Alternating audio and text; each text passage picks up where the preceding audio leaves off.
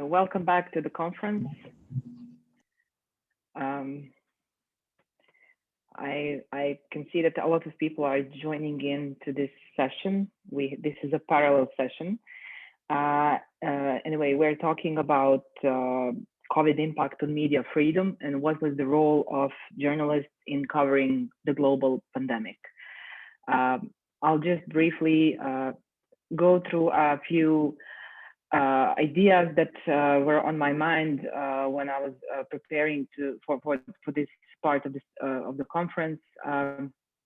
Anyway, so I'm really, first of all, to thank the organizers. I'm really glad to have an opportunity to talk about with all my dear colleagues from Albania and the region.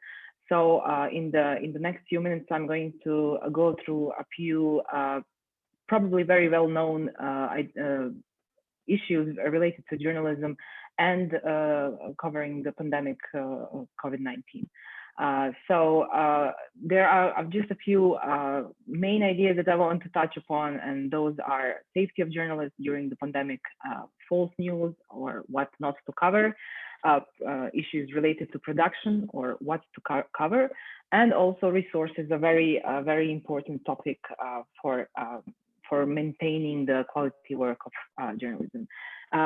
In relation to the safety of journalists and their field work, I will mostly talk about experiences and examples from Bosnia and Herzegovina, but I'm sure you can relate to them. And we were following Media Center Sarajevo, we were following the situation in the region, so we are aware that the examples, the experiences that journalists here did have are not unique, and they're more or less the same in the region. So in terms of field work, in terms of journalists covering all the different topics related to the COVID-19 pandemic, there were different obstacles and different kind of pressures that journalists had to face in the past years. So from March last year, we're speaking, to be more precise. So in terms of access to events and press conferences, there were cases in the beginning where strict lockdowns were ordered by the authorities, that all the public events are cancelled, including the press conferences and any kind of events that journalists would normally go to gather information, to meet the officials, to ask important questions. In the beginning, there were also access to official information, to statements of officials were completely kind of out of reach of journalists, because press conferences were cancelled, and also journalists couldn't have this access to directly asking the questions. But after complaints from journalists, there was some part of some small window of asking the questions, and that small window was actually sending questions beforehand by email to this crisis headquarters or crisis management team, the government team. And the reality of that was actually that a lot of those questions weren't answered correctly, or weren't answered completely, or there wasn't any chance to ask kind of smaller questions, sub questions. And that was one of the things that actually affected the level of quality information that was presented to the public when we are talking about covering the pandemic. Also, there were examples of freelancers. Some freelancers didn't have all the permissions, or actually because they are freelancers, they weren't kind of recognized by the authorities, by the police, and they were sometimes even questioned or pressured while they're walking around if there is lockdown. And that was especially a problem with journalists who would go to another town to cover something, and so on. And also another very important segment of safety of journalists and their field work during the pandemic was equipment for their protection, medical equipment for their protection. And also it's not you have a photo here of my colleagues who are TV journalists and a TV crew. It's not easy for a TV crew to walk around usually normally with all the equipment, but they were additionally pressured by all these new protocols. They would have to wear masks and clean everything 100 times a day. In terms of disinformation and covering the pandemic, there were a lot of different obstacles and limitations and kind of new challenges for journalists in covering this unseen for this generation, this amount of this important kind of world.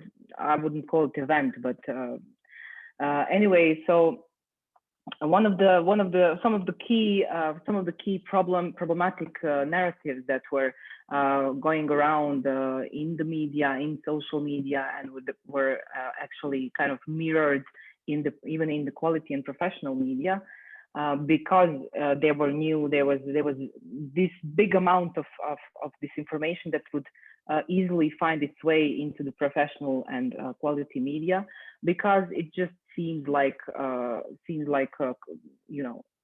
it seems like sometimes a quality and a truthful content. And some of those narratives were that coronavirus is fake. And just the other day, I could see on television a TV reporter. She went to a hospital and she is asking a person who is literally on all these, breathing equipment, and he is recovering from COVID, and she's asking him, what can you tell the people who are watching, because a lot of people don't believe that that this is real. And the man is actually crying, and he's saying, I barely survived, and I cannot understand how people are saying this coronavirus is fake.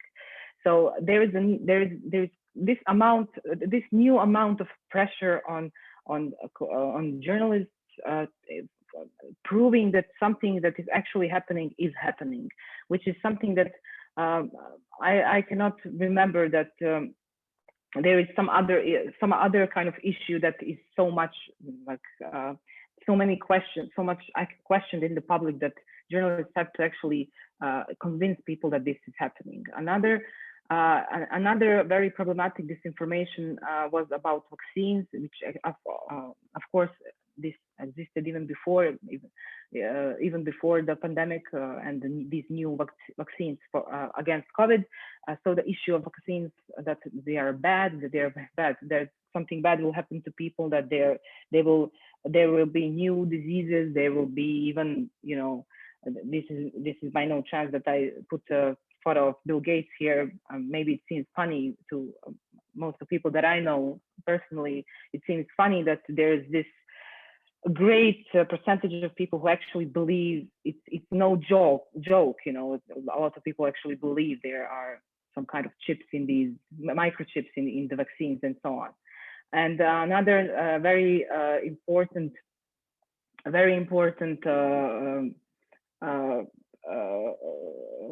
thing that there was a lot of disinformation about it is that the impact on economies and also fears of mass control, and consequences of disinformation that it could affect people's willingness to get vaccinated, which we are already seeing. And there are a lot of conspiracy theories and attacks on journalists. And reasons for such disinformation are that individuals are earning, there are individuals and groups earning from publishing disinformation. And one other reason is that the general lack of knowledge and lack of explanation about what is actually happening. In terms of production, in terms of what to cover, a lot of journalists a lot of things actually changed for a lot of journalists. Many people were forced to work from home, and that changed the daily kind of flow of news production. And there was also decreased field work, and fewer journalists were actually sent to report from different cities to hear different people. And that is also from one part understandable because of their own personal safety in terms of health. And also another thing that is very important when we're talking about production during the pandemic is this kind of whether global knowledge about COVID, about what is happening, is used in local news, how much of it is actually translated or kind of contextualized in local news. And one of the things that is probably very familiar in all these Western Balkan countries is the one truth, and that is that we have basically no science journalists here. I know just a very few, maybe one or two journalists who were reporting about science even before, and now they're like, this is the time where everyone is asking around about them. Can we see all these very rare journalists who are science journalists? And also one important issue of in relation to pandemic and the media production is that political news again dominated, even despite this very highly important health situation and global situation. Political news in the Western Balkan countries dominated, especially because there were elections in many of these countries. Also, when we're talking about resources in the media, it's definitely financial stability of the media was impacted by the whole crisis. We were working on several analyses and research to show how there was a drop in advertising revenues of the media, and also that resulted in decrease of staff in a lot of news outlets and media houses. And also this the end result of that was a tighter state control over the media. And there was kind of why I'm putting here these two quotes is that this is something that we established as a common narrative among journalists, among majority of journalists, that many people are saying that they're lucky to have a job, and also at the same time there are fewer incentives to stay in the profession. So because of all of these problems and the pressures, journalists are even more likely to stay in the profession. And I just wanted to mention just a few COVID-19 impact on media freedom ideas that I was thinking about, and that is when we're talking about, when I'm talking to people, and when you see different research about public opinion on the media and the trust in media, you can see that a lot of people think that journalists are spreading lies, and that journalists are partly responsible for all these disinformation and all the fake news that you're seeing in relation to coronavirus or other topics. But at the same time, there is a big need for media, for quality media. And you can actually see people criticizing the media, probably to some extent with good reasons, with good arguments.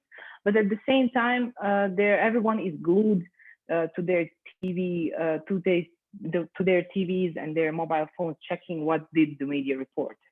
So, you know, there is this dilemma what to gather about people, you know. At the same time, they're, you know, accusing journalists of spreading lies and not trusting them, but at the same time, they are trusting them and they are expecting them to report about what is happening.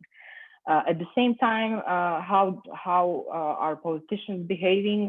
They are seeing journalists as usually as their enemies, mostly in the Western Balkan countries, and at the same time they are saying, when journalists are reporting about very important, you know, questioning very important measures that were taken. For example, here last year there was a very big case corruption scandal, where at the beginning of the pandemic, where there was all the governments were in the world were talking about everyone was missing respirators in the hospitals, and the government of Federation of Bosnia and Herzegovina, they decided to buy respirators, and they spent about 5 million euro on 100 respirators that were purchased from China by a company that usually doesn't deal with this kind of trade of medical equipment, but is actually an agriculture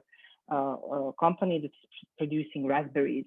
And it was a big scandal that was discovered by the media, and all the procedures weren't very clear. It was very kind of, it's still ongoing. The prime minister is, there is a court processing now against the prime minister and finance minister in the case. So at the same time,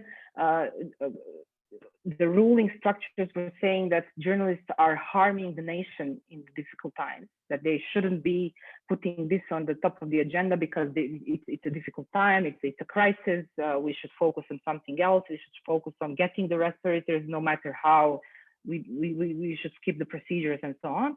And at the same time, they are expecting from the media to kind of reveal all the irregularities, to be on the side of people and also them, and they are referring on media reporting. So wherever you look, there are kind of dilemmas, or different standpoints from the same group. How do they see the role of media in covering the pandemic? When we speak about the media, when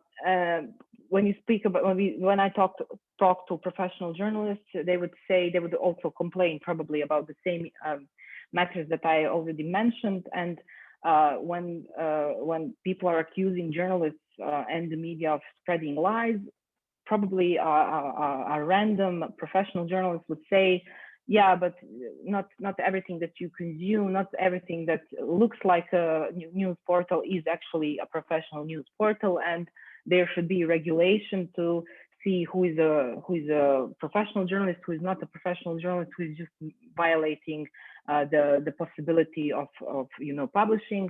And I can hear a lot of journalists and editors, even very experienced people, who are calling for regulation, even though this word regulation is not always a good thing to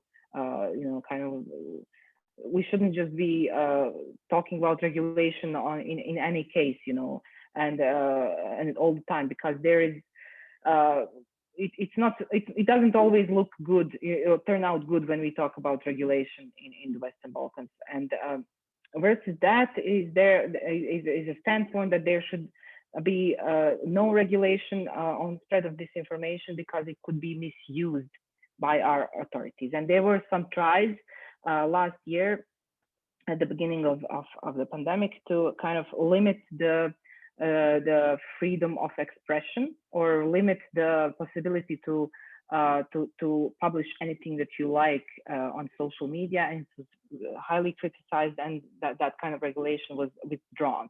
I know there was similar regulation in some of the other countries around Bosnia and Herzegovina. What does the day-to-day work of journalists look like during the pandemic, and what was the impact of the work on the work of journalists by this whole crisis? So as I mentioned, they were restricted information to journalists about COVID-19 pandemic. Also, something that was a problem from before, and that is slow responses to FOIA requests. Now, in the last year, it was even slower, and the institutions, they mostly had an excuse: we are not working properly, we are not in the offices, and so on. So this kind of segment of media work of media was slowed down. Also, there were restricted access to press conferences to reporters. In some cases, not throughout the whole year, but this was something that, like, something this simple: access to press conference, access to politicians, access to officials. There was a situation where it should have where journalists had to kind of fight for that simple thing again. And a lot of, as I mentioned, a lot of journalists were fired or lost the opportunity to work with the media who didn't know how to pay them, or for different reasons. And there were a lot of criticism about journalists and editors in regard to reporting about the pandemic. So their role was very important, and every piece of information that was published was kind of always criticized. It's very exposed. Everyone is watching. Everyone, following what is the media reporting, and so every piece of information was, criticized so much. Anyway, so these are just a few brief things about the pandemic, and but to conclude, in general, we were following in Media Center. We were following the work of media reporting about the pandemic and different topics throughout the whole year. But in the end, we can conclude that professional media did fairly good job, and that investigative journalism showed their capacity with all the investigations and so on into corruption, and even in these hard times, they were maybe showed even more important than ever. And also, when we draw the line, we saw all the weaknesses of media, all the lack of knowledge and the lack of, as I mentioned, lack of science journalism, and not just science journalism, but lack of really quality professionals who can cover very specific topics. And this whole pandemic also emphasized our need for education in terms of media. I will stop here, and I will just offer just a few questions later for discussion, and that is some of the things that I consider very important, and that is how to fight against false news. Maybe this sounds too broad, but I guess we can speak about examples, and also how to raise the level of quality of journalism, how to kind of strengthen the professionals to be more qualitative, and how the local media cover global trends. I'm interested in examples from your countries. And also another question is how to rethink educational journalists now in the digital era. I will, as I said, I will stop here, and I will ask all of you to join me in a discussion a bit later. But now I'm asking interventions from Fatjona Medini, is a journalist in Albania, and also Blariana Bino, co-founder of Center of Science and Innovation for Development from Albania. Please, Fatjona, the floor is yours. Thank you very much, Elvira. Good afternoon, everyone. As Elvira said, my name is Fatjona Medini. I'm a freelance journalist based in Tirana. I really believe that it's important to gather today at this conference and discuss the role of COVID-19 in the work of journalists and its impact on media freedom. In December last year, I went to North Macedonia for a journalism assignment, and I was required to have multiple interviews. I did so, but keeping the strict anti-COVID measures, it was very difficult because I have to comply with many individuals with different views about the pandemic. When I got back to Tirana, I found out that I had contracted COVID, but fortunately it was not severe.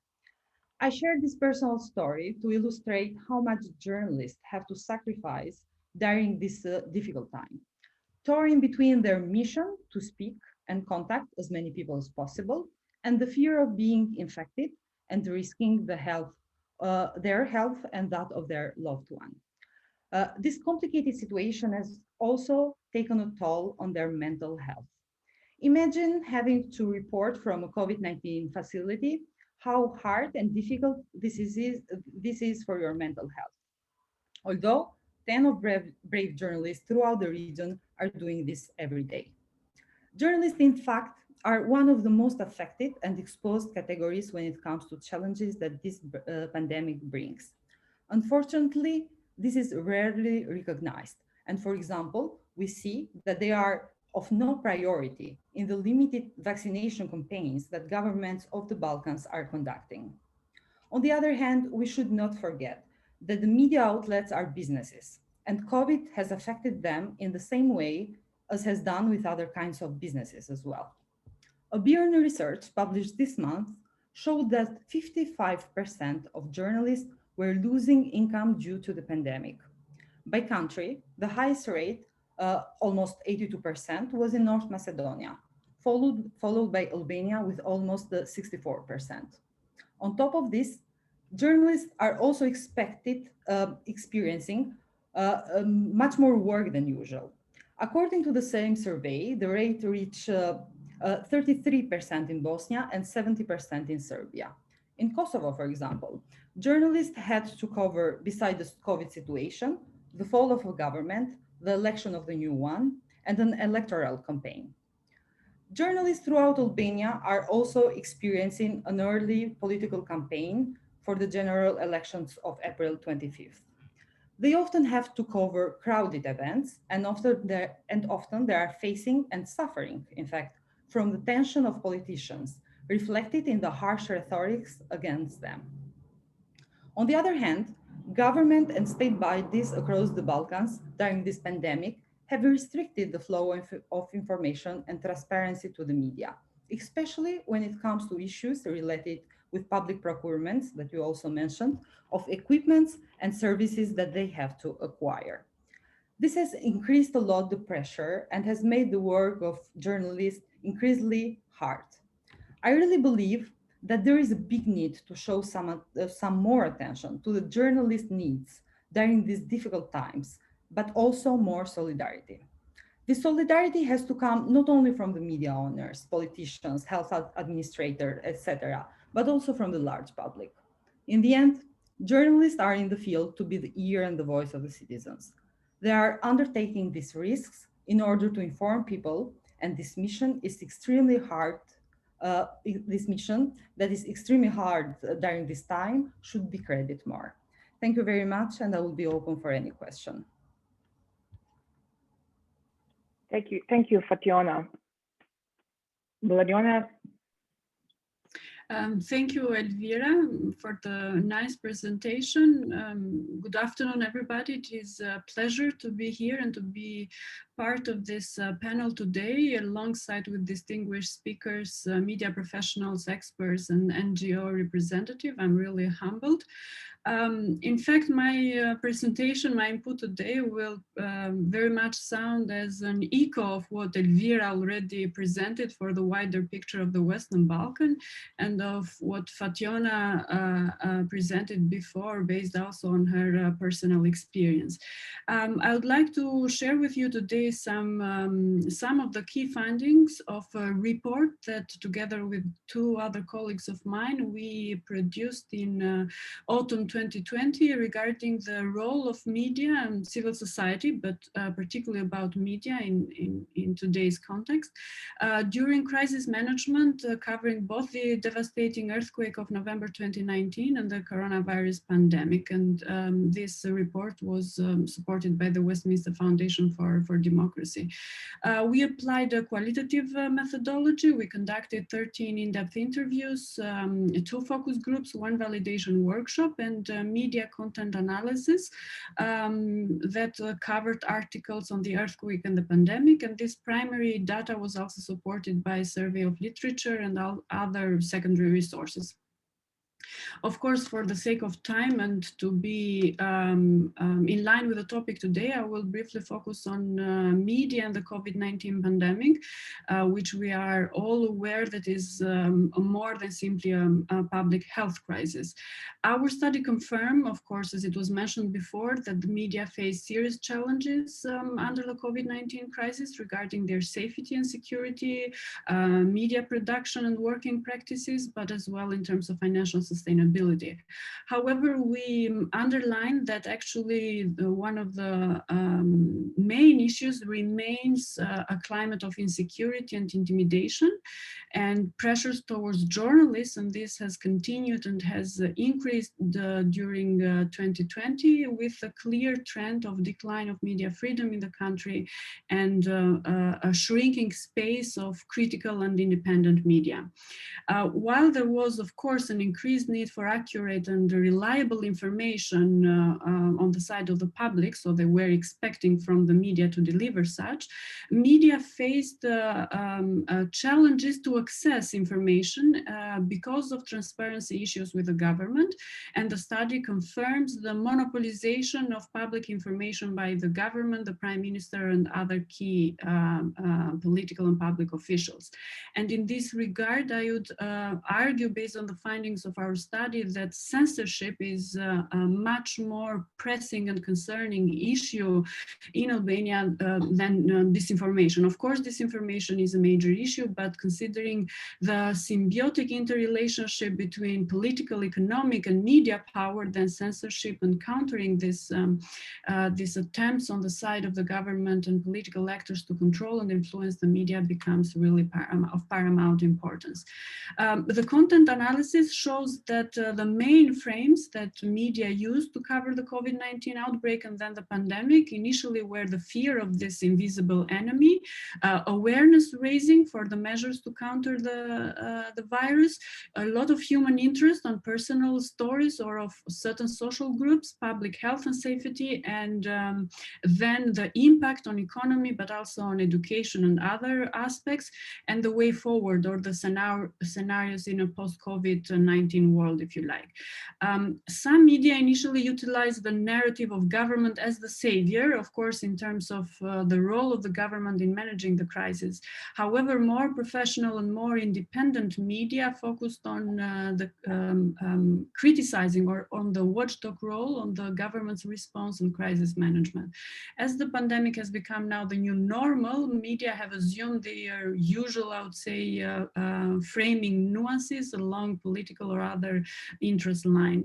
We have noticed and highlighted in the report some cases of recently established professional and independent media that have provided really quality journalism and content for their audiences and have built healthy relationship with audiences as their communities.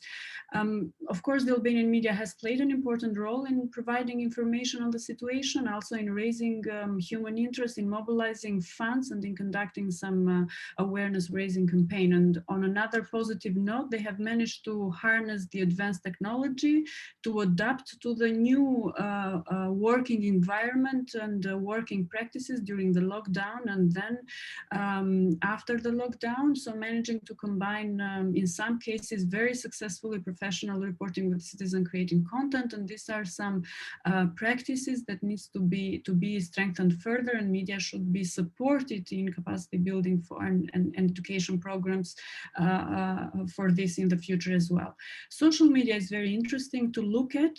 Of course, further studies are needed to dwell more in depth into the role of social media in terms of crisis, the earthquake, the pandemic, but also other crises we face.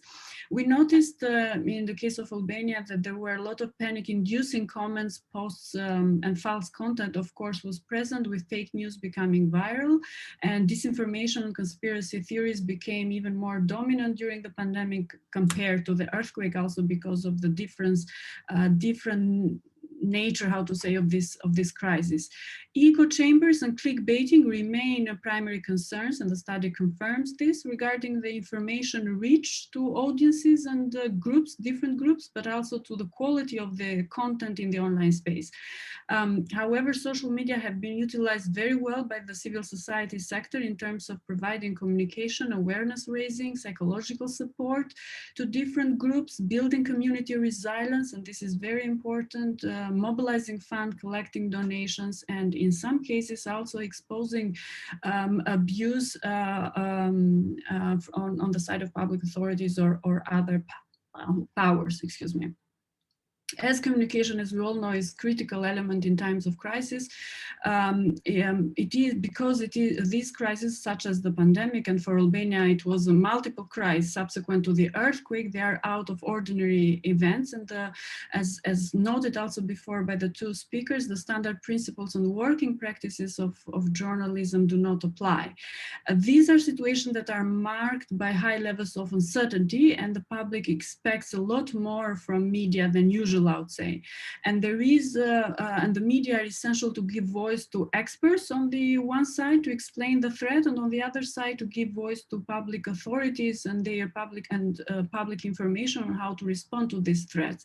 Establishing a balance between experts and lay discourses, and between scientists and public authorities, has proven challenging. The study finds for the majority of media we studied during this research project. In addition to the embedded, I would say, constraints of media organizations and media landscape in Albania and also in the region, there is additional constraint that is exacerbated by the crisis related to communicating scientific thought and science-based solution and policy actions regarding the COVID. Because the status of scientific expertise has undergone a lot of changes recently, and this is not a unique phenomenon to Albania. On the contrary, it is a worldwide phenomena. The change is still ongoing, and it is seen in what other scholars have coined as post-truth politics or the post-factual society. We underline in the study that in Albania as elsewhere, this the authorities' crisis communication has been made unstable by the fact that science-based solutions do not command an automatic respect, how to say, and because so-called experts have gained prominent positions in prime-time mainstream television, producing false content or spreading conspiracy theories. This becomes particularly acute issue in pandemic because it affects the lives of citizens, but also public health in general. And the level of trust in experts and advice and science-based solutions then, of course, affects the attitudes of citizens towards the risk and their perceptions about the risks. Think about the examples that Elvira brought before about the conspiracy and disinformation theory about the virus. And if we mingle in here as well the politics and interference into this science-based solutions and policy action, then the situation becomes much more complicating, and more media and digital literacy and education, of course, is needed for the public, for young people particularly, and also for journalist students as well. We also noticed that how the disaster is communicated and framed by the media during media hype is highly relevant because it creates, reproduces, or magnifies the risks or the perceptions about the risk. For example, the media hype created recently around the AstraZeneca vaccine, which of course is a media hype not only in Albania, but also in Europe as well. In some cases, these media hypes can put pressure on the government to take steps and to handle the alleged threat, but we noticed in the study that this was not always the case in Albania. Based on the findings, we also provide some recommendations for the role of the media by looking into the three phases of a crisis, so the pre-disaster and mitigation role that the media can play, particularly in building the trust between experts, public authorities, and the audiences during the response of the actual disaster, and then in post-disaster recovery phase.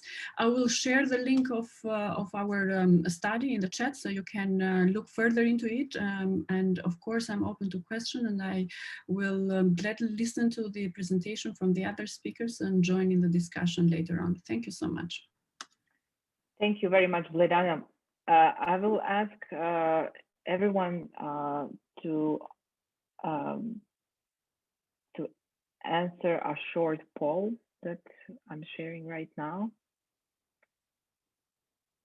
So the question is, what is the main obstacle in covering the pandemic, in your opinion? Is it that the information were centralized or controlled, or that there was lack of experts and knowledge? available to journalists, or something else?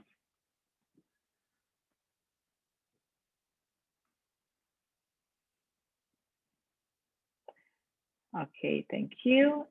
I see that most of the people responded. I'll just give it a few more seconds for the remaining two, or not. I think we can share the results now, and I see that most of you actually just there is 11 responses to lack of experts and knowledge. So it's the opinions are divided 50-50 mostly, almost. That there was the both of these things were actually a problem or an obstacle in covering the pandemic. Thank you very much for these answers.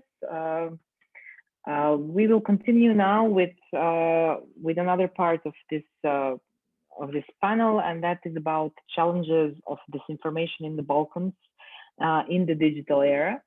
And this part is about fake news and misinformation and propaganda. And I'm glad to welcome here and to give floor to Remzi Lani, Tamara Skroza, Dorian Matlia, and Ilva Tare. So Remzi, please, the floor is yours. Thank you, Elvira. Good to see you. Good to see you. I hope everything is okay home. I will start to offer some my personal reflections on the topic, trying to offer a conceptual, broader view. And I will start with an old story. Almost 500 years ago, actually next year will be exactly 500 years, in 1522 in Rome. Rome was preparing to elect the new pope. The Italian author Pietro Arentino, trying to influence the election of the Pope, started writing some scandalous poems about the candidates, except his favorite. He posted his poems in a town square where there was a statue. The statue is still there, called Pasquino. All people who were passing by could read the false poems of Arentino about the candidates.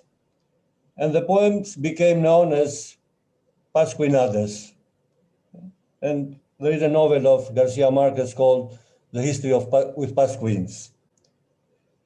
So the Pasquinades actually are what we call today the fake news.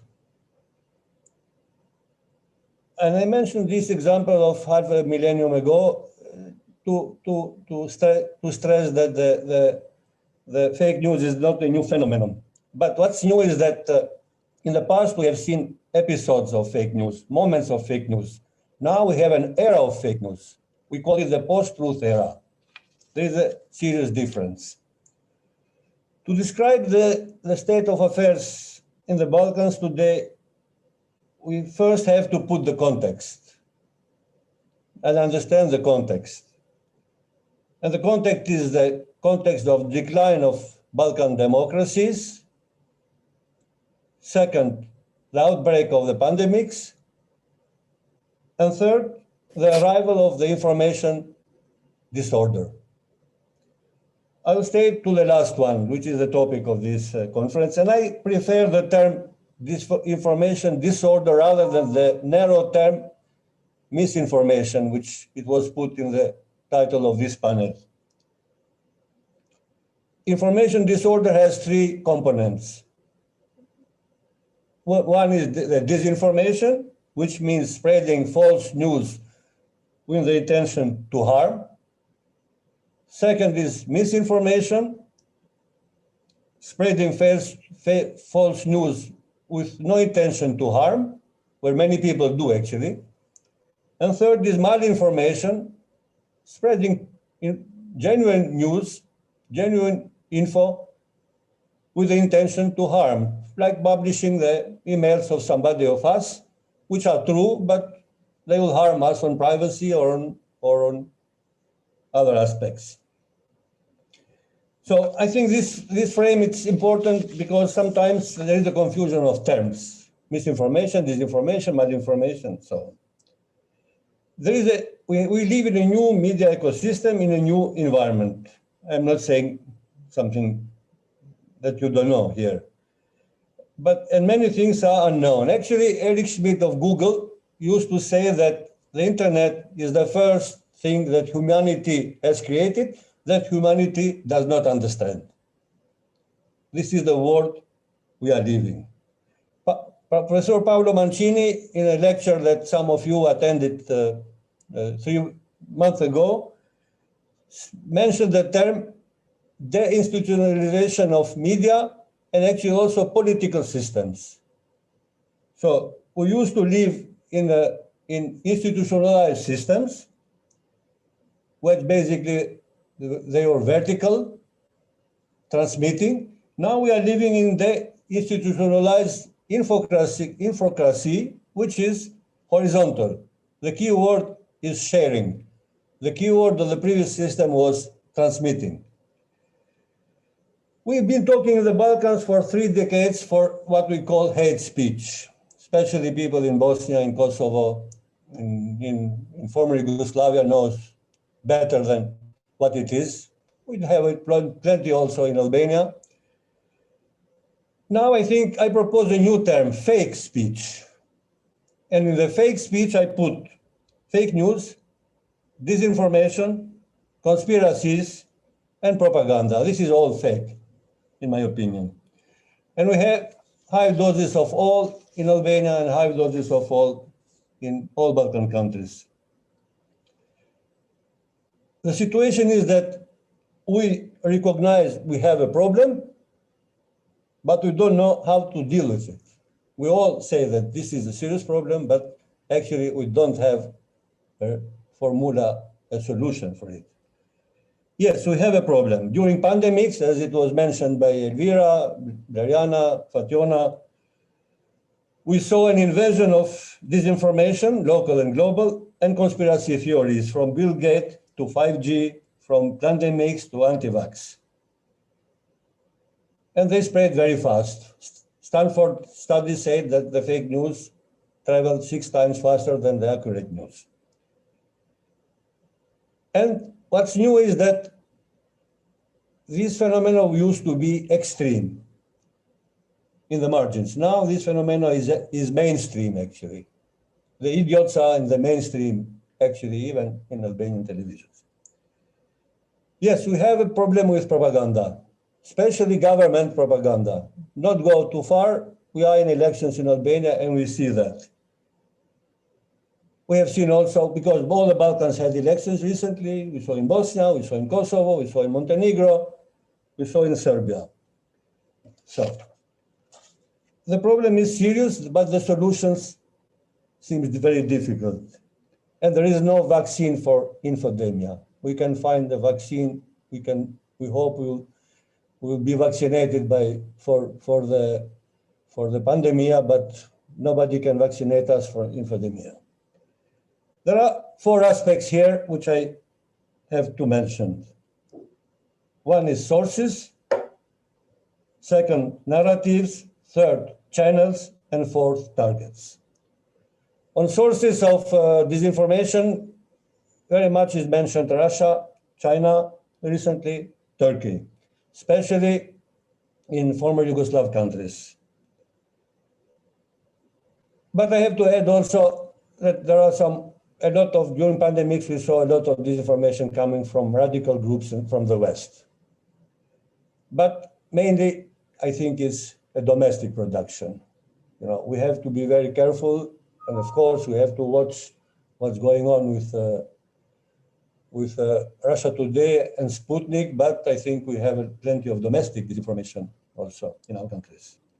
On narratives, briefly, they are anti-Western, anti-liberal, anti-vaccination.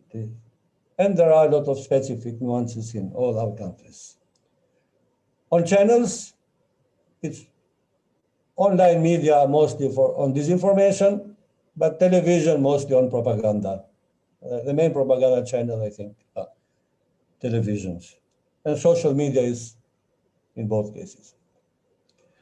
And the target is the public, of course, the general public, which is very unprepared.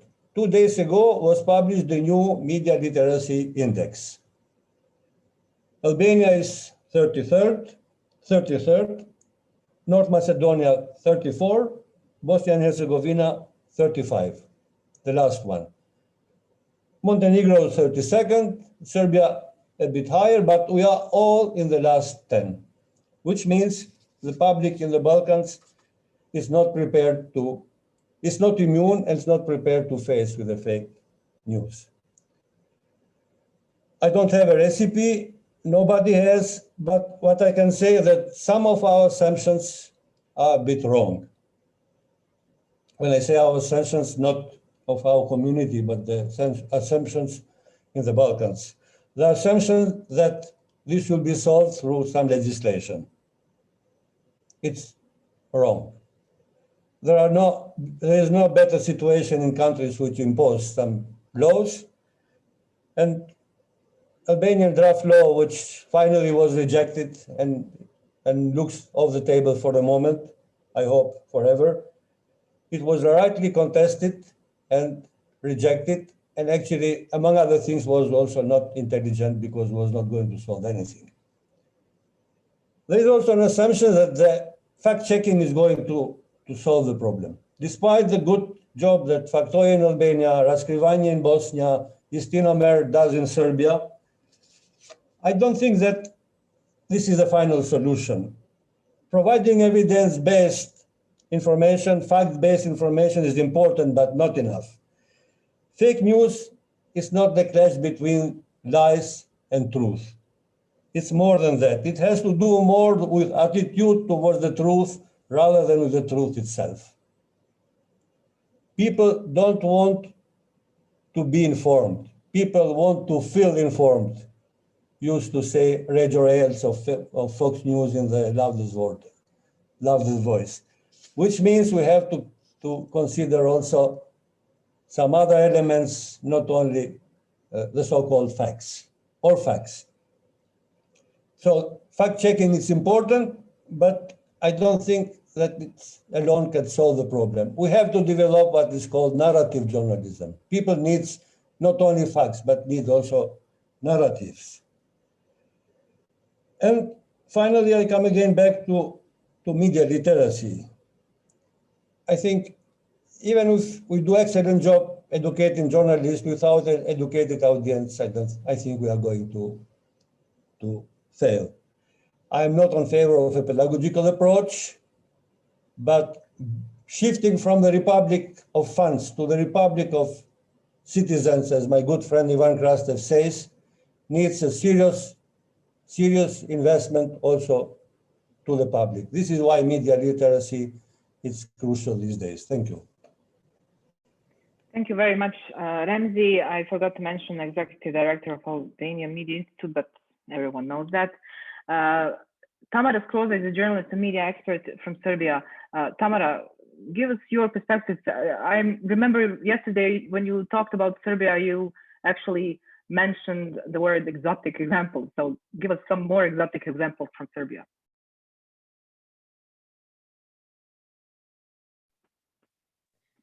Sorry, so I'm unmuted now. I will try to do so definitely. Well, first of all, I will, as good practice say, I will start with some data, the fresh data, so to speak. According to the investigation of a Council for Strategic Policies from 2 weeks ago, actually, out of 2,673 main topics at the front pages of our daily papers during 2020, fake news were 16.8%. So it's not a high percentage, so to speak, but if you have 16% of front pages which are fake news, that's significant.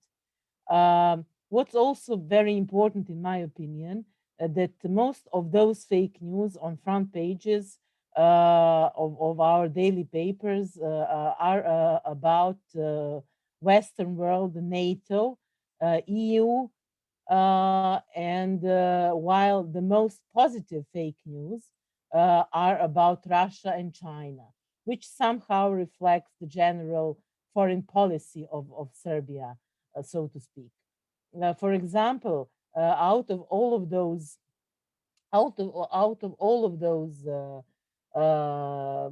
articles on the front pages, 200 of those were dedicated to EU issues, and 20% out of those were fake news. When it comes to the EU, most of the articles on the front pages, 47%, were actually neutral, but 36% were negatively connotated, and 16% had a positive connotation. As they say, investigators say that there were sensationalism in 30% in all of the news of the EU. So it somehow reflects the general, as I told you, general foreign policy of Serbia, but the data is actually significant, and those data are more or less the same during the last few years. Someone asked me for the link for this investigation. I will send you later on. So that's the tendency that goes on and on. And what's very important, and that I will continue where actually Ramzi Lani ended. A very important thing that we do have portals that catch fake news, so to speak, that investigate fake news.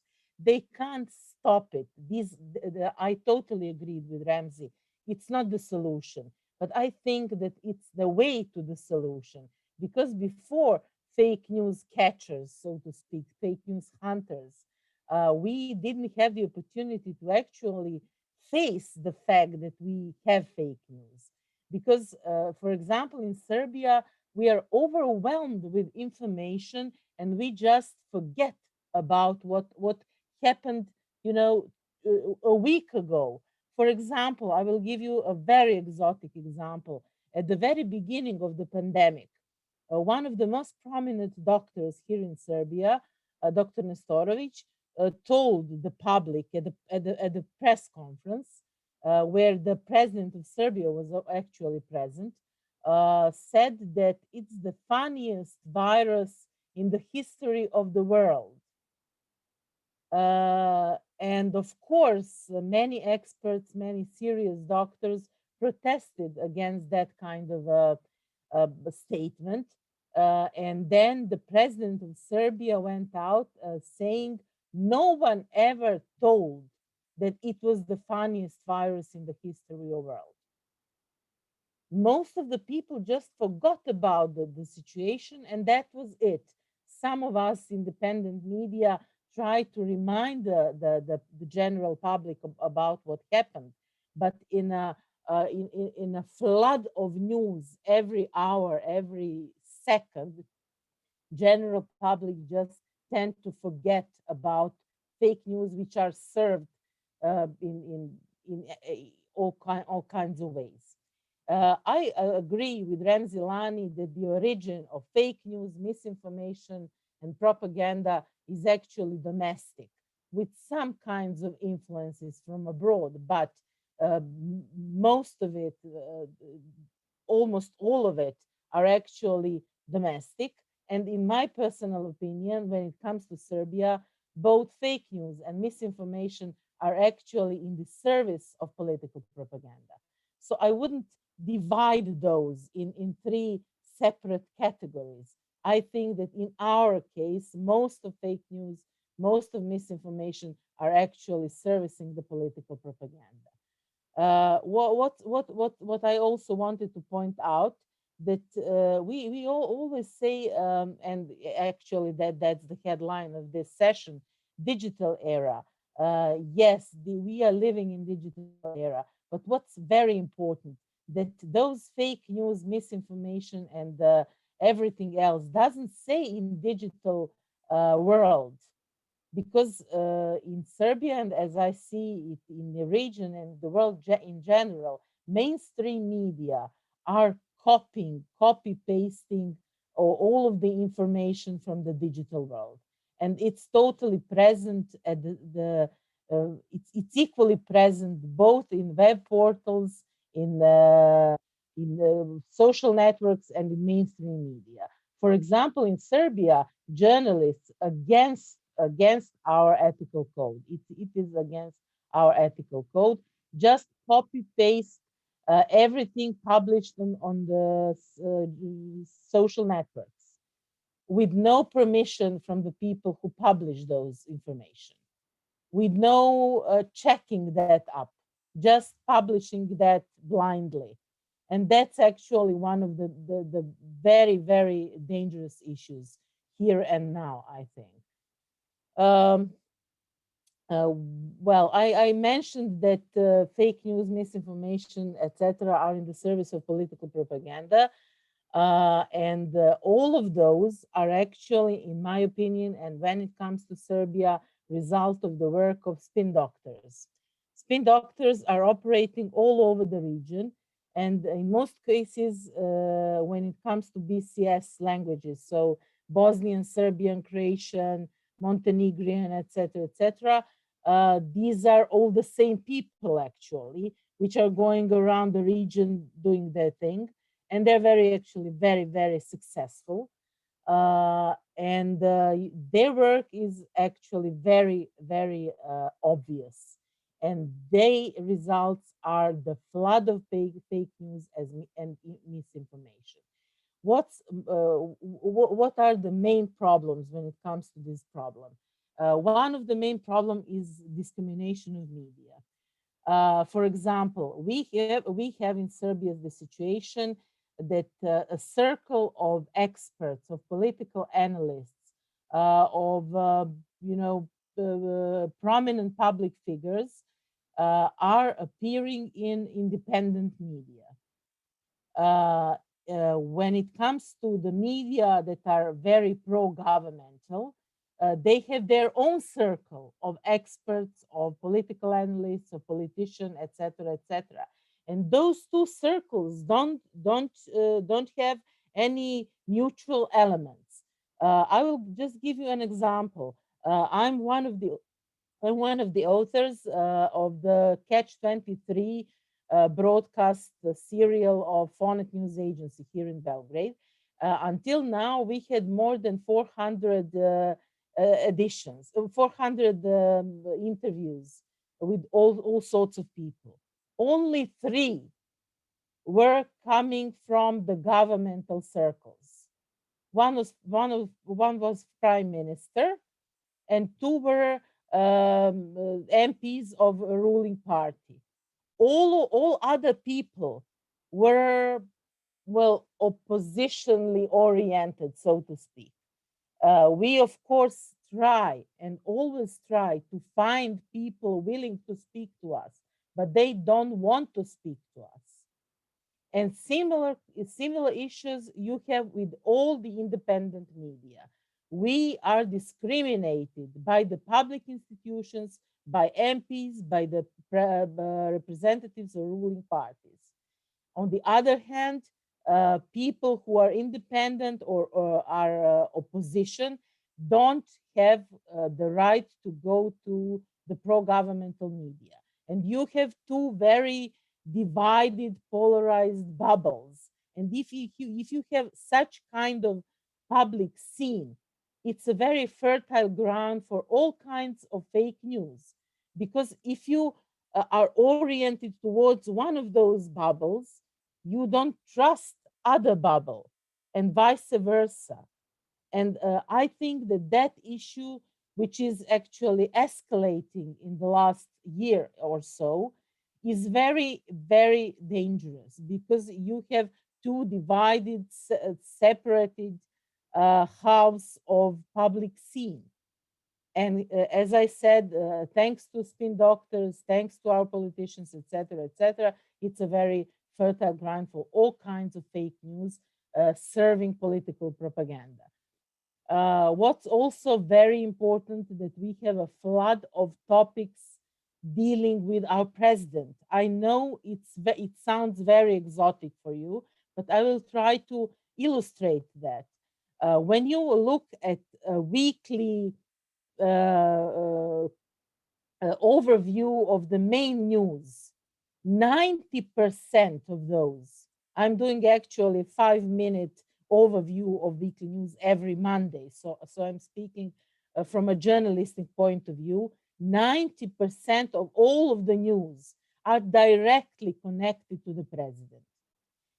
Spin doctors, president's assistants, etc., creates events that media has to cover because they have to cover news. And in the flood of such information, events, speeches, etc., you just can't divide fake news from the real news. You can't divide misinformation from information. You can't see what's propaganda and what is a normal political life. What's actually very exotic, and I will try to share, I don't know if I can share, a sort of a photo collage of that will tell you the story. If there is no events where our president is present, he actually takes photos, actually totally useless, totally, I don't have a word, photos, and puts it on his official Instagram profile. These are the photos of him eating all sorts of dishes. And now I will try to share just to illustrate you the situation, which is not it sounds comical, but it's not comical actually. I don't know if you see that. Do you see this picture?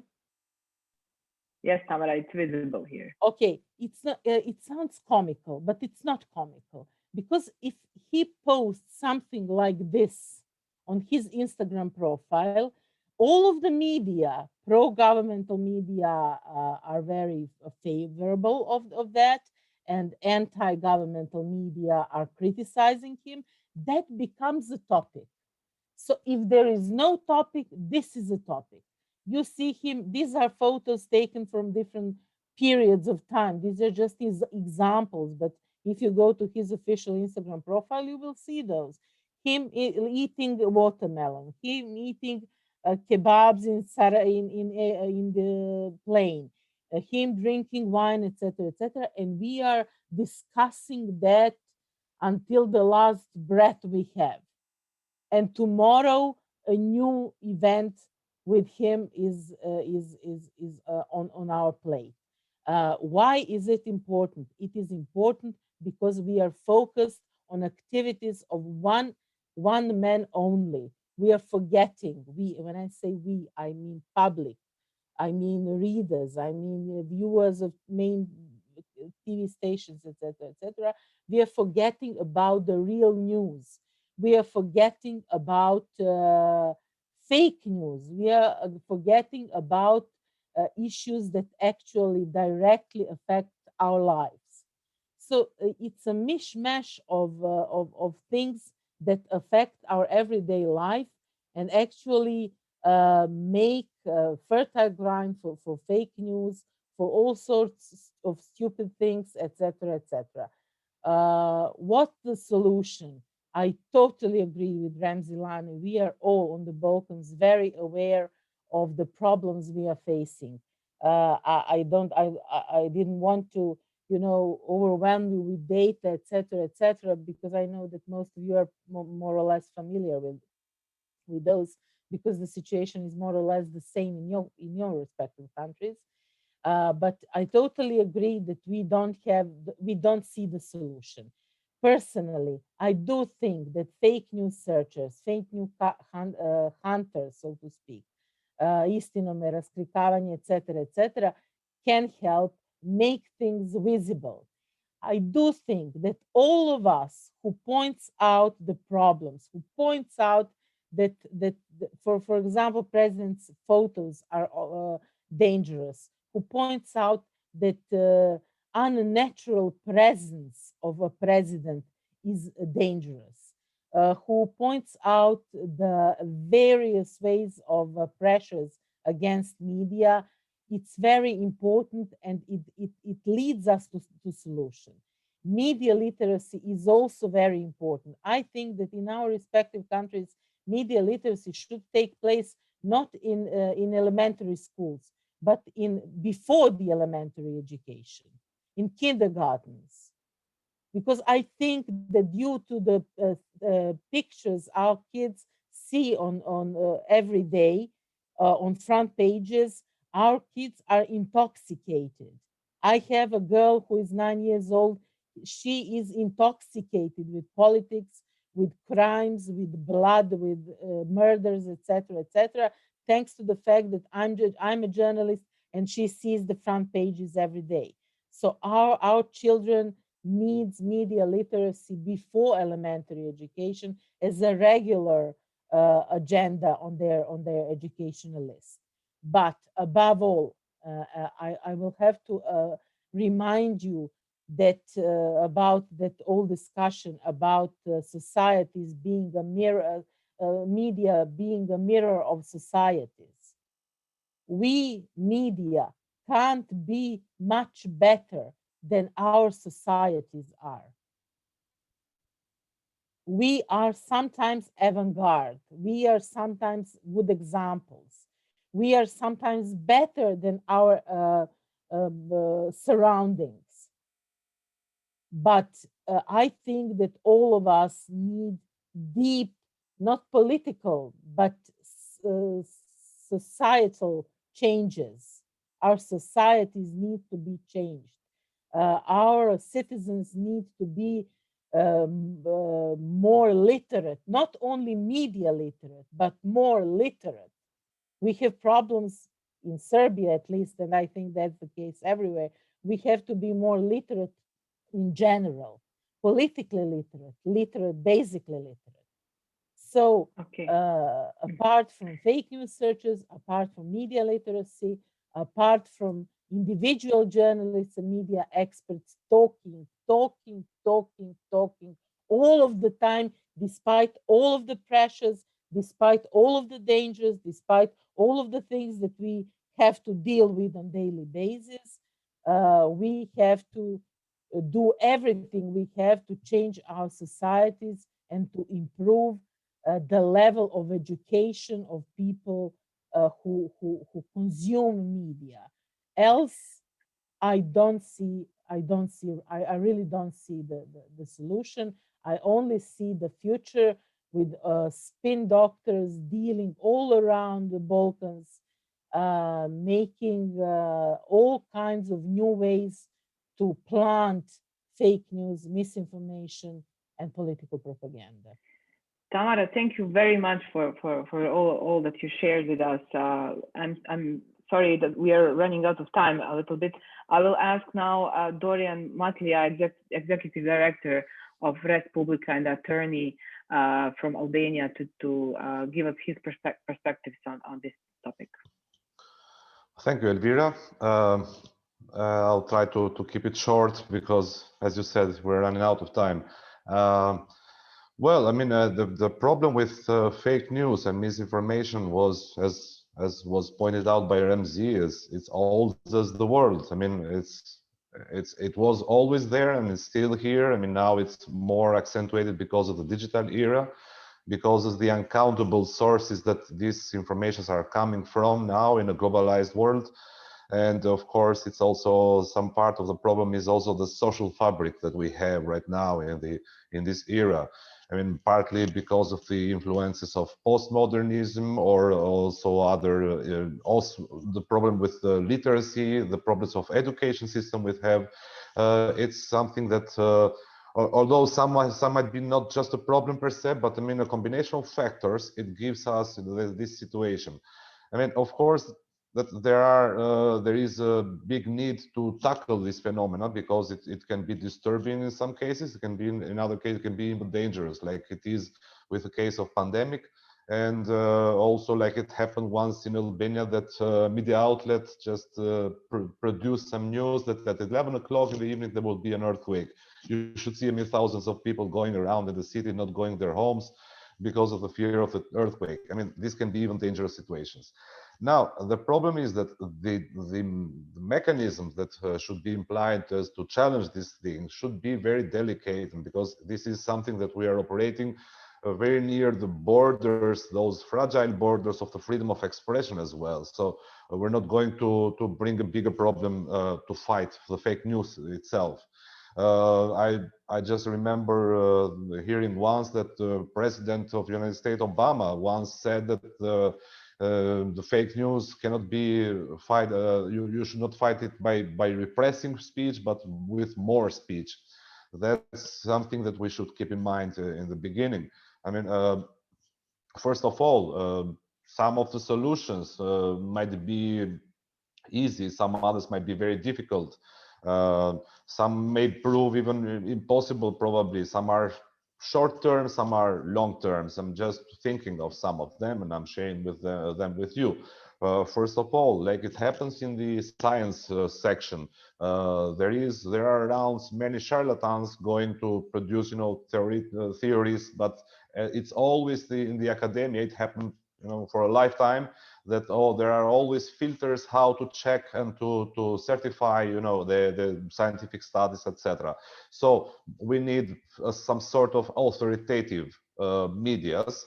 That this can be, this is not that easy to produce these kind of medias, but first of all, if medias are more, let's say, organized in self-regulatory bodies, this can be also some way of promoting the best examples of those medias who are more, let's say, accurate, and they're far away from producing fake news. This is something that should be also coupled with a better public broadcaster as well, which is very important, this kind of situation. And I'm talking about also public broadcaster, which should not be just independent politically, but also financially, should rely basically on a very good financial scheme from the license fees and not to rely on government funds. Some other thing that should be made, I mean, which is pretty easier, is to support and to encourage more the fact checkers, since they can do a very good job in this situation. And also, like Ramsey pointed out, it should be also the narrative journalism should be more encouraged and supported. One thing that is a problem is the system of education that we have. I mean, the fake news can be spread quicker in an ignorant environment. And this is not just a problem of literacy per se, but also a problem of the way how we have the education system. We don't support much the critical thinking of the kids. We support more or less, you know, that system that makes the kids parroting what they hear from the teachers, or what they listen, what they read from the books. And of course, that if someone is grown up with parroting system, then of course they would just, you know, listen and reproduce the fake news very easily without even thinking to check or to double check the information that they get.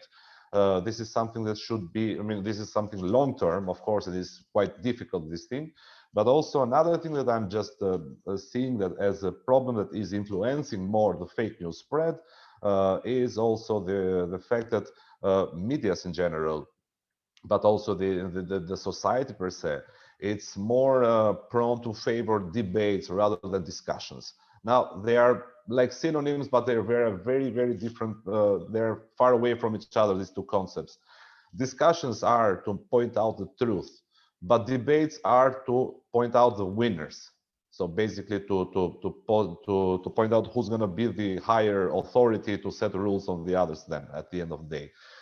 We see in our medias, especially in prime time, I guess that this might be also the situation in the entire Balkans, not just in Albania, that we have lots of debates. Of course, they are very interesting to create, you know, to attract the audience.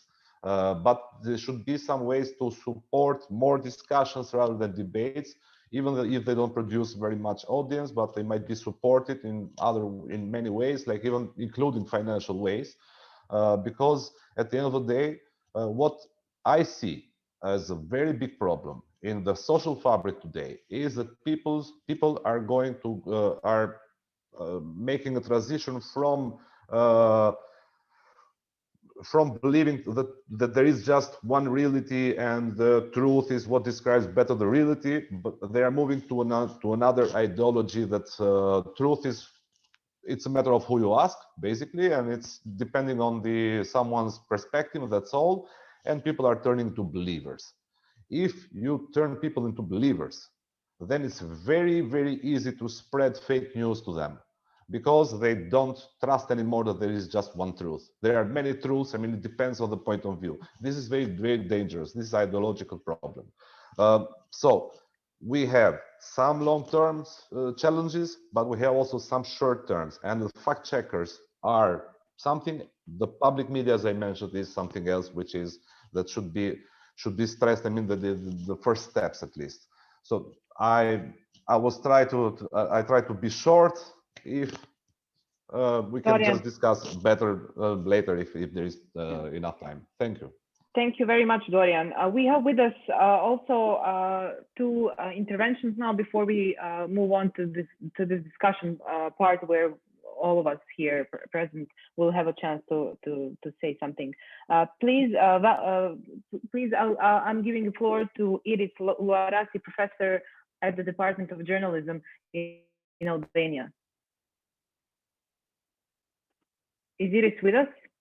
Yes, I am, because in the agenda it was Ilva, so I was thinking that she will have she will be before me, but no, I'm ready.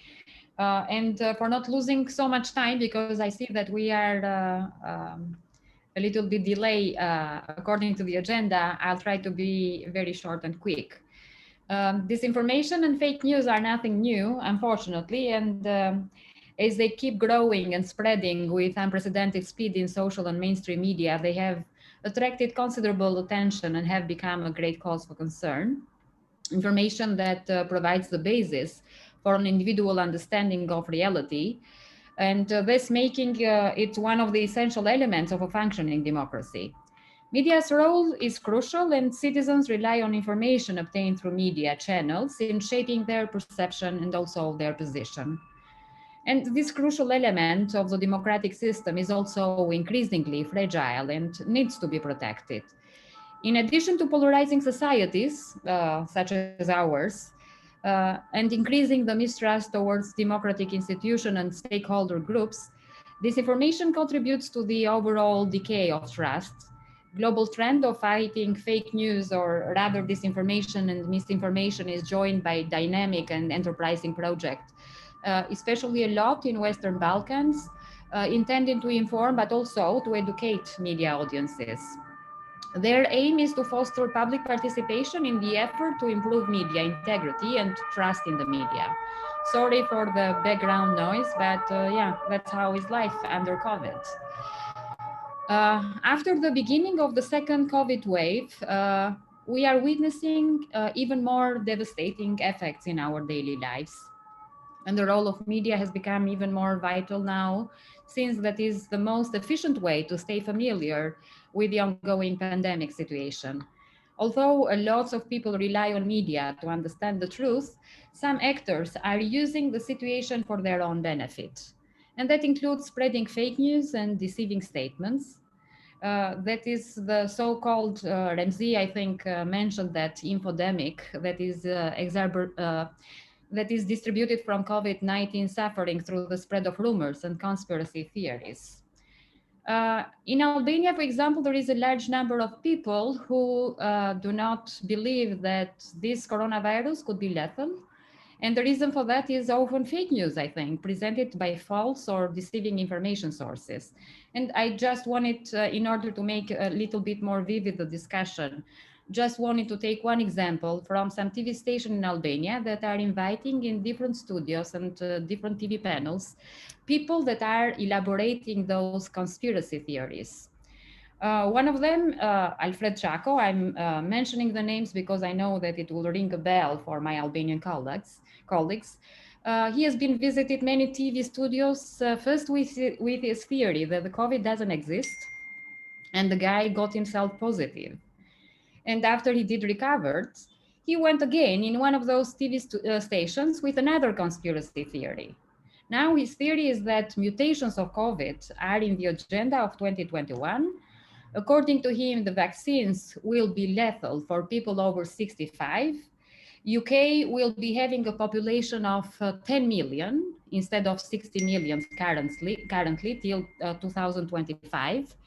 And people over 65 will be eliminated. All people in nursing homes will be dead in a year, and so on. I was watching his interview conducted from a colleague of mine, and I was wondering, like, why in the name of scoop we should disinform people in that way. The craziness continued when the guy that it was invited mentioned Antonio Fauci. He was saying, totally convinced that Mr. Fauci, in his study for Spanish flu, was mentioning that one of the problem at that time, it was the mask wearing. Now he is doing the opposite based in a hidden agenda. Fauci, according to the guy, is the illegal son of Mother Teresa, which makes him an Albanian with an Albanian origin. And Fauci, according to him, has been the president of Pfizer company. That is a company that is owned from Soros. And the other link that is related is, of course, Bill Gates, that has been a classmate of Fauci. And I'm quoting, "They are very diabolic. When Antonio Fauci did a study several years ago, he wrote that one of the reasons why many people died from Spanish flu was because they were wearing masks. Now he says you should wear 2 masks." And I'm finished quoting. It is extremely crazy, and despite of making the host in a good spirit, because I'm more than convinced that my colleague was just making fun of the guy, I am shocked that why we should do that. And this is getting more and more dangerous because people tend to trust what is being said in TV, and we are poisoning their minds and hearts with this way of reporting.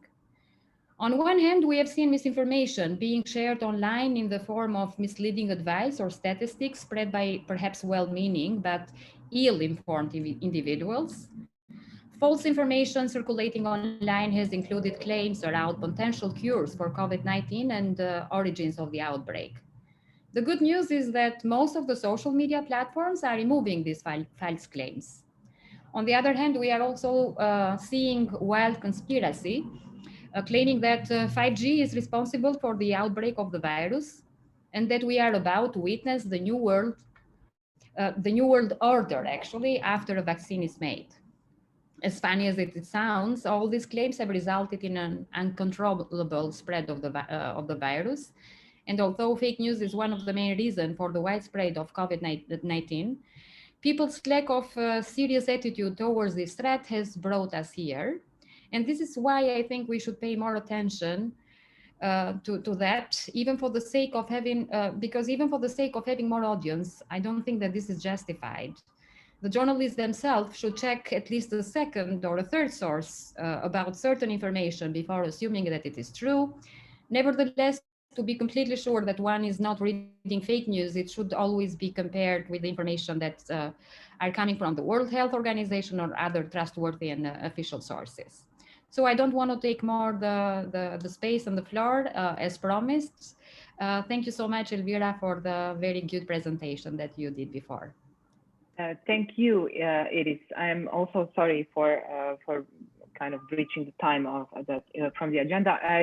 Why we didn't have the speaker before you, because I was informed Ilva and Erlis and also Anissa, I don't see her here. They're not with us on this panel, so that's why I was skipping them. Anyway, I will now, if I don't see Anissa here present, she was supposed to give an intervention, but anyway, are you there? I'm here all the time. I'm so sorry. Sorry, it just says user, so I wasn't sure who the user was. Please, the floor is yours. I'm so sorry for the name. I didn't notice that it was not my name. Anyway, I'm Anissa, and I represent here the Forum for Free Thought. I'm a journalist too. I will be brief, and I will say that we had a project on monitoring during a period of 2 months, March and April 2020, 3 national TV stations. The Albanian TV station, the national, the public one, Clan and Top Channel, to verify the intensity of the ready-made news, because we have this other side of news here in Albania that was included in the news editions. In frame of the project activities, there have been interviewed a lot of journalists, and we, in the end of the monitoring process, we find that there, in Clan Television, there was 612 news produced by ready-made materials that was coming from the press office of the government, ministries, Municipality of Tirana, the opposition, and other institutions. Top Channel was 158 news, and the show 73 news. So this is the situation from the monitoring, and from the analysis that media experts made, it results that they contain only positive information with a promotion character for the institution and their head. About 60% of this news show inspections of public work by the Prime Minister, ministers, or the mayor of Tirana. So they are news with only one source, and they are not balanced news. It's obvious. So what happens else during the focus groups and our interviews, journalists and reporters, in 20% of cases are not informed about the time and place of an activity. 60% of cases are not free to participate in these activities. And in over 90% of cases, they say they are not allowed to participate in these activities, even when they manage to be informed about the development of the activity. Almost 100% of cases think that the news, it would be different if they were there to cover by themselves the activity. I said I will be brief, and if anyone else want to see the report, I send it to the chat. It's in both languages, Albanian and English too, but I want to conclude with what an experienced journalist concluded in Kukës. He's called Suleiman Dida, and he said, "We must react in block to the arrogance of the government and officials who now see us as their employees, who must be served with messages and promotional news. We have betrayed the community, becoming tools of power, and this is the greatest loss we have suffered." So I think this is very significant message. Thank you, user Anissa, very much for sharing your views. Over the last hour and a half, we shared here a variety of opinions and information and research and different experiences. So we have another 25 to 30 minutes left for discussion. I would like to go back to some of the questions that I had at the end of my presentation in the beginning, and that was how to fight against false news. We more or less did mention in your interventions and your presentations here that one of the means of fighting false news is fact checking, and also, but that it is not. I agree also that it's not the solution. But let's just stick to that for a moment. I mentioned yesterday very briefly in the opening of this conference that when we were talking about ethics and self-regulation, that in Bosnia and Herzegovina there is press council, in some of the other countries as well. And how does it function? Anyone can report to the press council that there was a breach of ethics code, and then they decide whether or not the code was breached, and then their role is in naming and shaming. Another way, a more recent initiative is something that is also active in other countries rather than Bosnia and Herzegovina in the region, and that is the project Raskrinkavanje. And they're a debunking platform that they are fishing for examples, or people are sending them examples of false news, and then they debunk it. They check whether it's false or not, and then they publish all these analyses on a daily basis.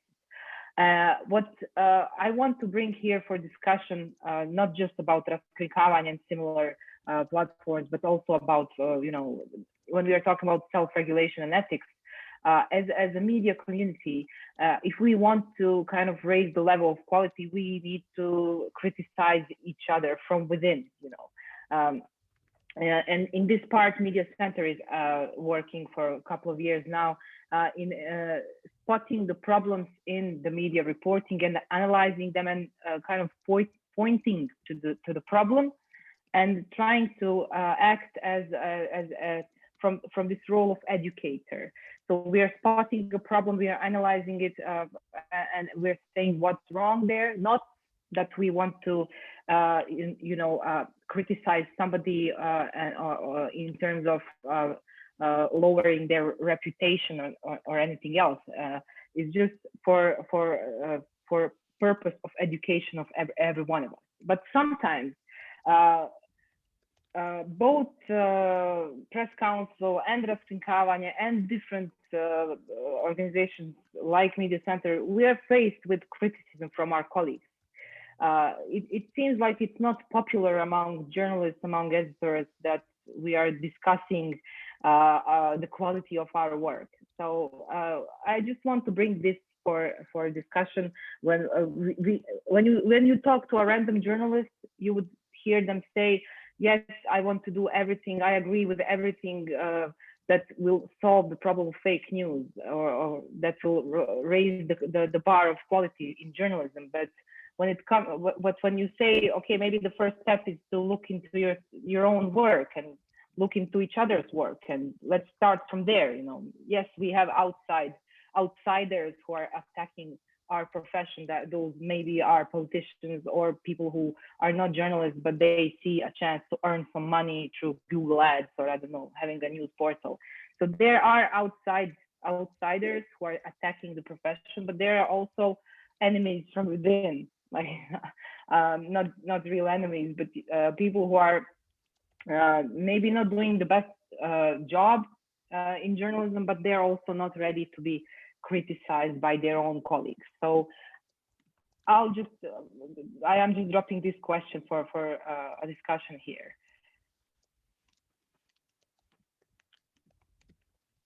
Tamara, are you raising your real hand, not the digital one? It's easier for me that way.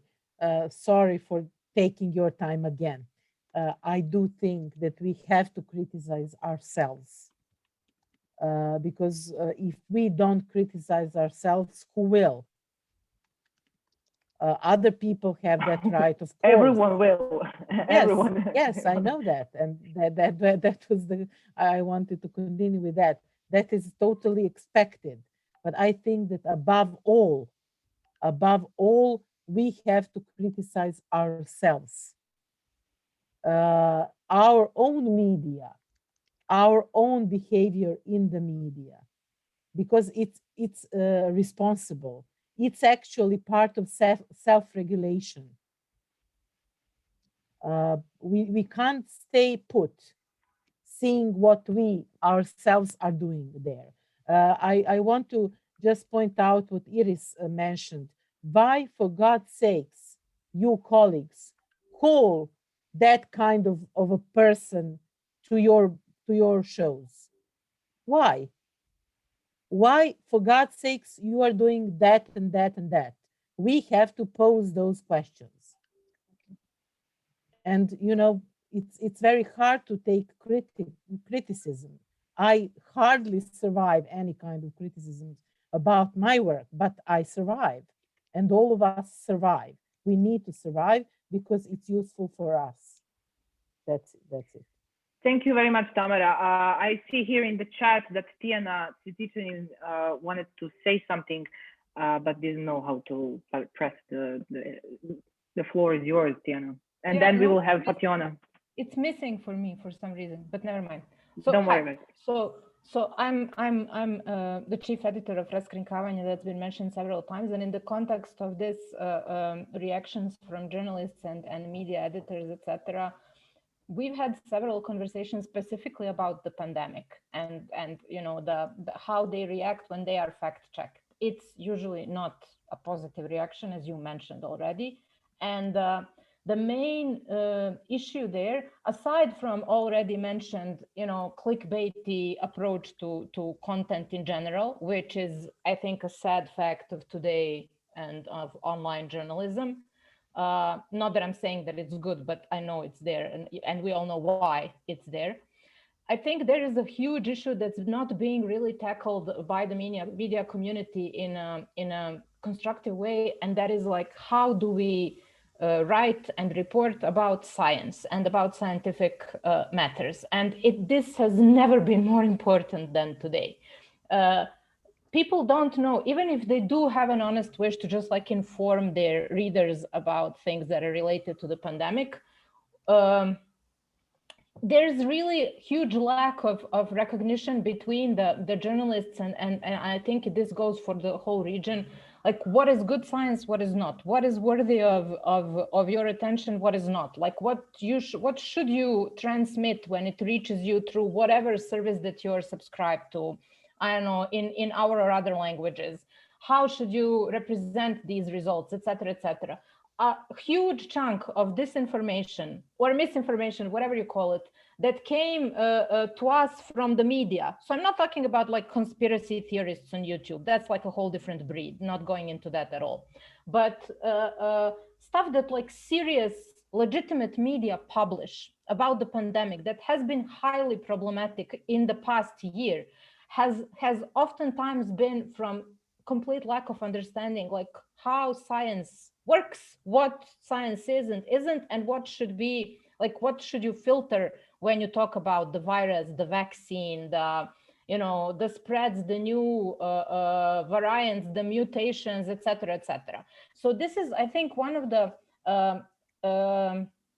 how to say, this is something that has been a weak spot of the media in the past several decades, is that like a lot of them don't have enough resources to have specialized journalists, specialized for, you know, culture, specialized for science, specialized for physics, specialized, etc.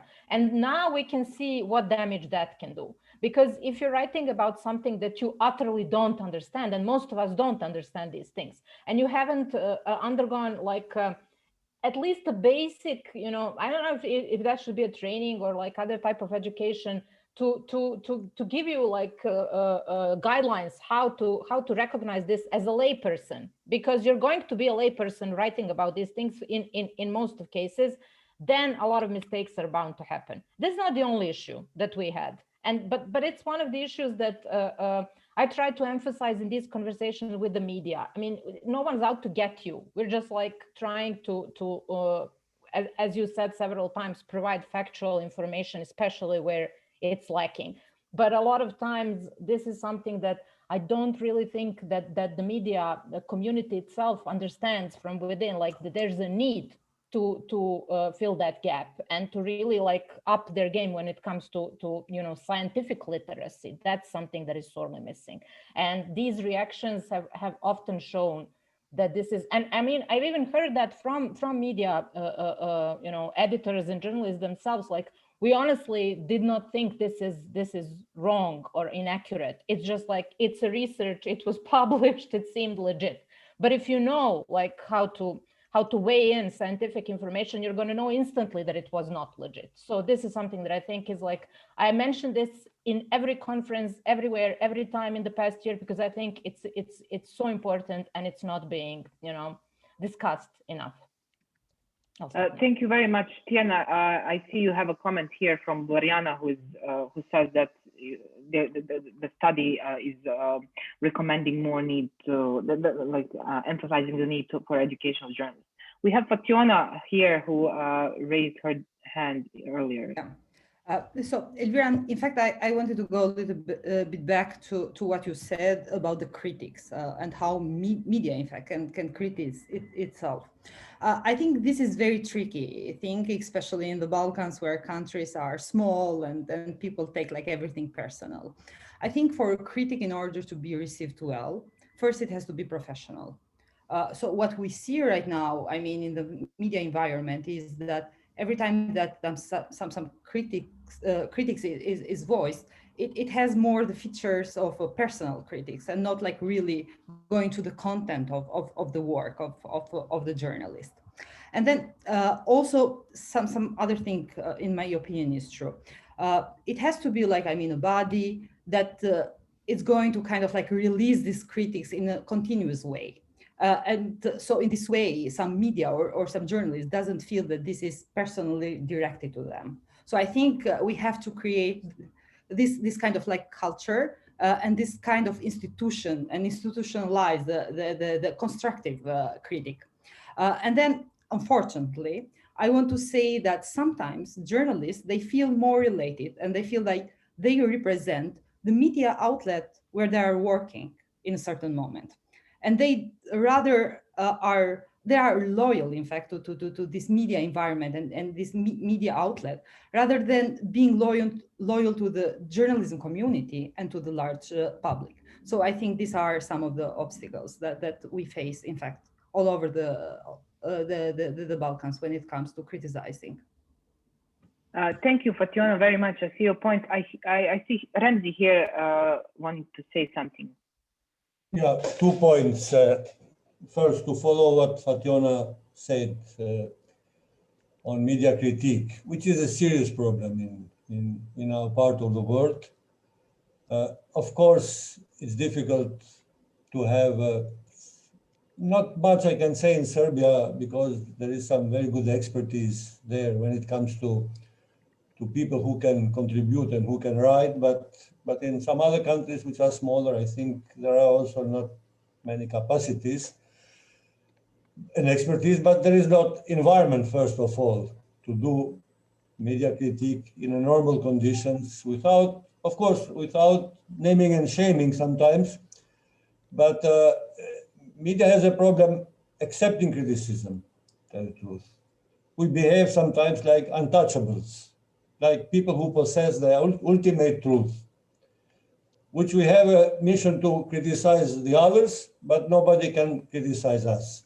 This has to happen inside the community, within the community. I'm not talking for the attacks and criticism from government or for political groups.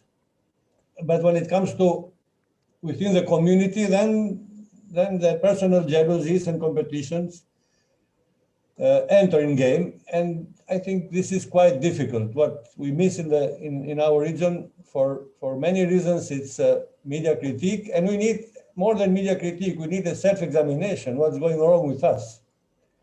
And this is not happening. Actually, this is not happened even in former Yugoslavia on what happened during the wars. Huh? People tried just to close the chapter, and that's all. Second, I fully support Diana on science. Recently, I had a meeting with some people from UNESCO, and I asked them, did you do anything on science reporting? Because UNESCO is also an organization of science, culture, and education. No, they never put science in their focus. And we have seen during the pandemics, actually, that a lot of conspiracy theories come from wrong understanding of science or from fake science. And we are not prepared. In 25 years of Media Institute, we did only once a regional course on media science with the German, supported by Robert Bosch Foundation, which has science as part of its mandate. But if I knock the door of EU Commission or Dutch Embassy on science reporting, they would look like stupid because they are all, and we are all, obsessed on democracy, which means reporting minorities, reporting politics, reporting gender, and all the right things. But actually, science was totally neglected in our part of the world by our media, and now the Balkans is the most vulnerable region when it comes to infodemia, and people from our region are the greatest believers of all conspiracies going around in the world. Thank you very much, Ramzi. Do we have someone else who wants to comment on this specific topic? Dorian, please. I just wanted to say that even here, I mean, when we talk about science, we need some sort of equilibrium and some sort of critical thinking in place. Because as we know, I mean, even scientists are sometimes they oppose each other. I mean, there are scientists who think differently from other scientists as well, especially in the crisis of the pandemics. There were a lot of debate in the scientific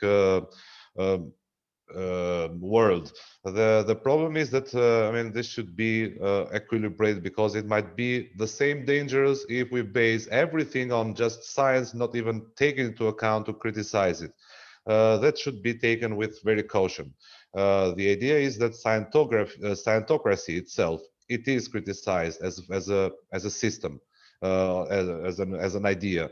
So basically, journalists should take more let's say sources of scientists and to bring to the public and to give them the option to choose, and not just to keep only one option.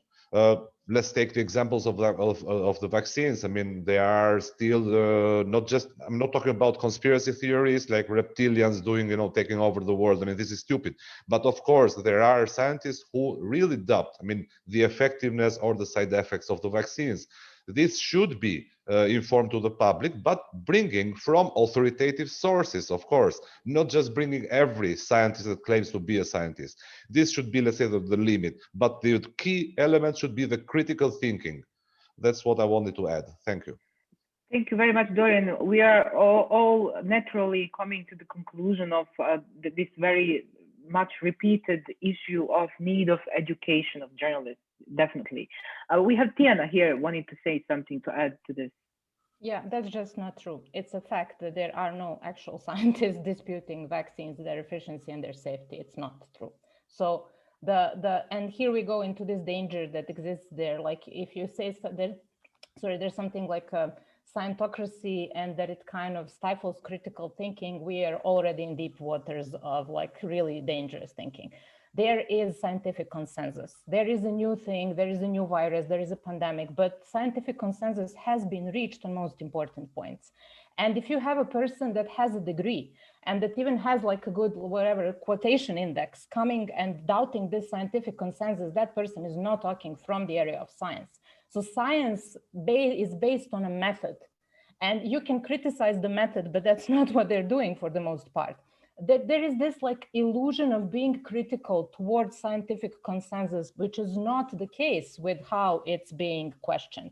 And this statement, like there is debate about the vaccines, there is not. There is debate about the origin of the virus, there is not. So that's exactly what I'm talking about. Scientific literacy tells you where the debate is and where the debate isn't possible and or existing. So there is no real debate on vaccines for this or any other, contagious disease. The illusion of a debate that has been created through the media and the illusion of the debate that has been created around stuff like, global warming and climate crisis, it's the same kind of false debate created by false balance that we have received. If you have one person that doubts scientific consensus on climate change, and that person goes on every TV show and is published in every magazine, you're going to have the impression that there is a debate and that there is some kind of like a balance, like 50-50%.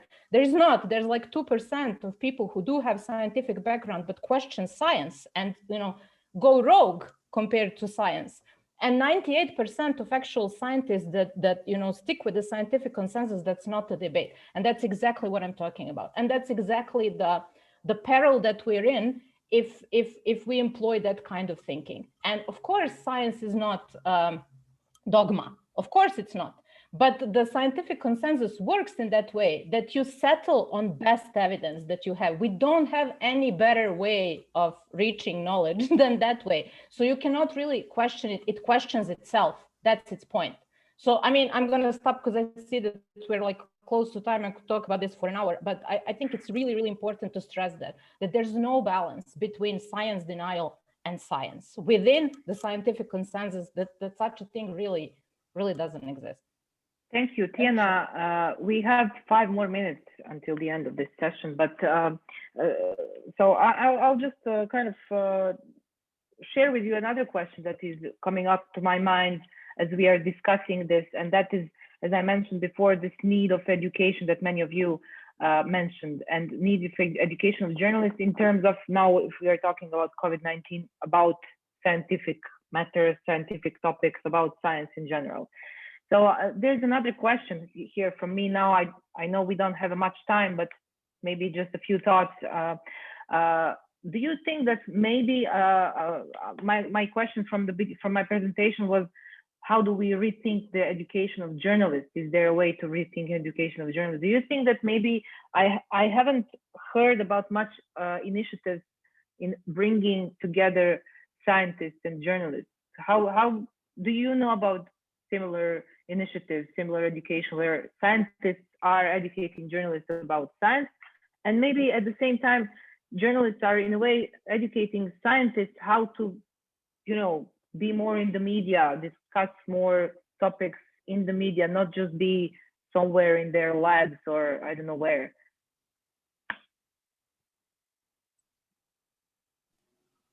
So is that for me? No, I mean, if you want to comment, it was for everyone. Whoever wants to comment, it's just a question that I'm thinking about right now. How do we rethink the education of journalists at this very moment?